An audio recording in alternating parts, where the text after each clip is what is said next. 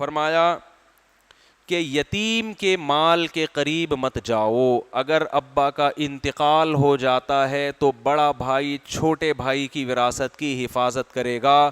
اللہ نے فرمایا اگر اس میں سے ایک لقمہ بھی تم نے کھایا تو سمجھ لو جیسے آگ کے انگارے کھا رہے ہو, چاہے وہ بھائی ہو یا بہن ہو, چھوٹی بچی کی وراثت یا بچہ ہو. سمجھ میں آ رہی ہے بات کہ نہیں آ رہی ہے؟ اس کے کھانے کی اجازت بولو نہیں ہے. چھوٹے بچوں کے حقوق بہت زیادہ بیان کیے گئے ہیں. پھر اللہ نے فرمایا ان کے مال کی حفاظت کرو, بالغ ہوتے ہی ان کو مال مت پکڑاؤ, اس وقت مال ان کے حوالے کرو جب ان میں پیسے کو سمجھنے کی سمجھ بوجھ پیدا ہو جائے.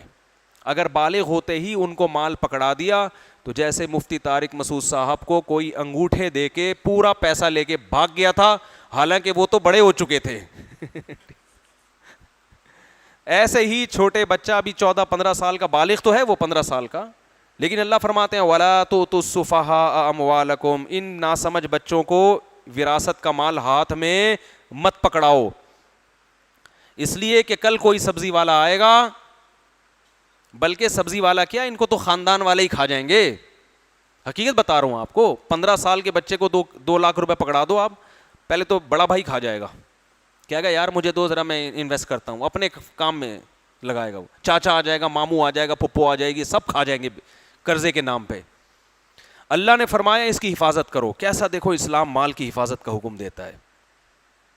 1 روپیہ بھی کھایا نا آنکھ کے انگارے کھا رہے ہو, حفاظت کرو. فَإِنْ آنَسْتُم مِّنْهُمْ رُشْدًا, کیا علمی بلاغت ہے.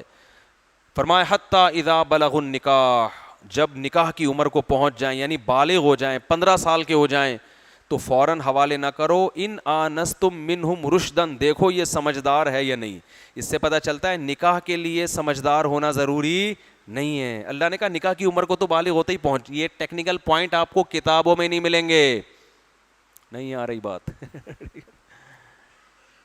حتیٰ اذا بلغوا النکاح, اللہ کہتے ہیں جب بالغ ہو جائے نا, نکاح کی عمر کو پہنچ جائیں, یعنی وہ تو 15 سال میں پہنچ گئے. پیسہ اس وقت نہیں پکڑانا. پیسہ اس وقت, پیسے کے لیے صرف بالغ ہونا کافی نہیں ہے, نکاح کے قابل ہونے کے لیے بالغ ہونا اللہ کی نظر میں کافی ہے. فرق کیا ہے میں بتاتا ہوں ابھی. فرمایا پیسہ مت پکڑاؤ, پیسہ اس وقت پکڑاؤ, سوال پیدا ہو جب نکاح کے قابل ہو گئے تو پیسہ بھی پکڑا دو. تو میں تو نکاح کر کے بھی اس قابل نہیں ہوا تھا کہ مجھے پیسہ پکڑایا جائے.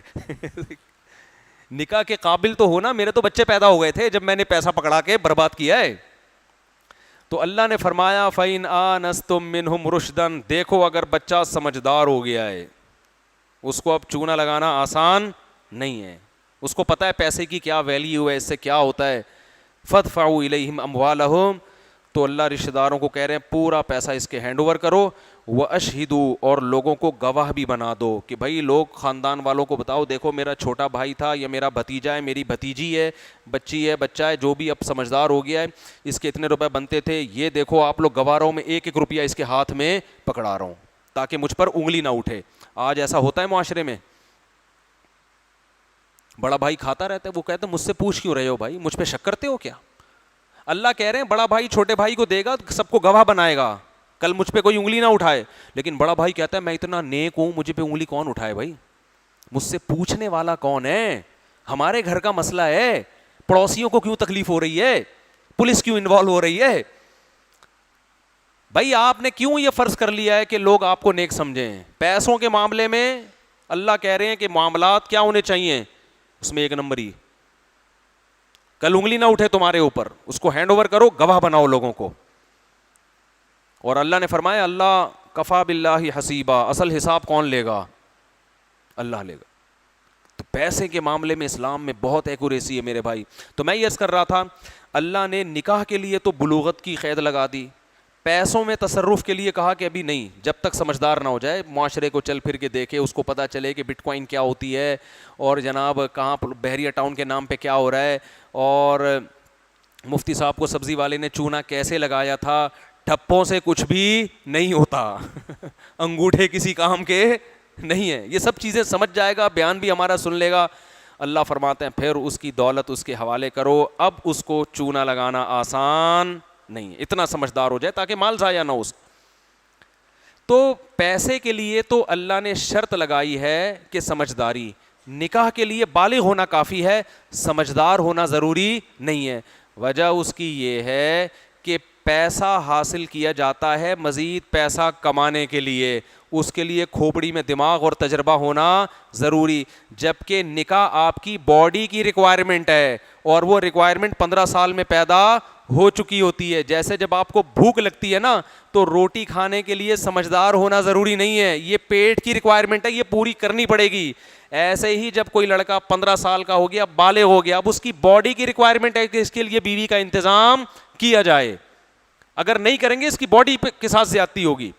سوال پیدا ہوتا ہے جب وہ سمجھدار ہی نہیں ہے تو بیوی تو آ جائے گی مگر حقوق کیسے ادا کرے گا؟ سمجھدار نہیں ہے نا, حقوق کیسے ادا کرے گا؟ وہ حقوق ایسے ادا کرے گا کہ حقوق کے لیے, حقوق کی ادائیگی کے لیے سمجھدار ہونا کافی نہیں ہے, محبت کا ہونا ضروری ہے. نہیں آ رہی بات؟ جس سے محبت ہوتی ہے نا, سمجھدار نہ بھی ہوں, اس کو روکنے کے لیے اس کے حقوق ادا ہوتے ہیں.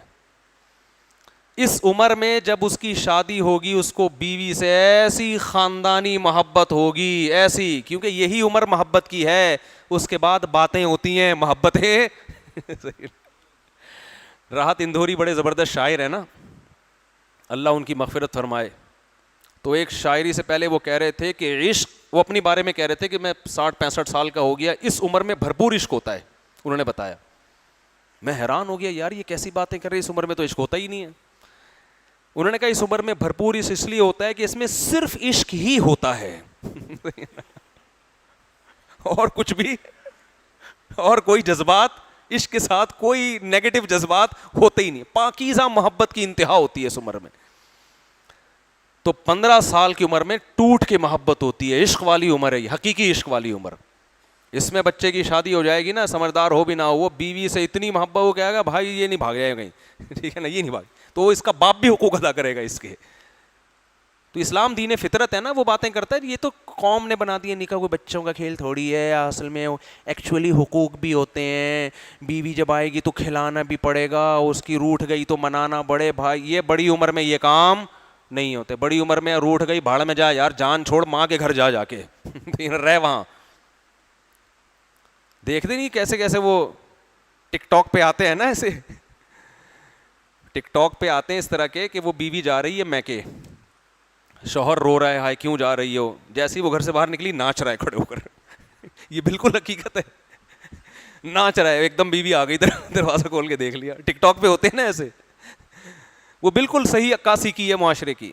لیکن 15 سال کی عمر میں اگر وہ بیوی گھر جائے گی تو جانے نہیں دے گا.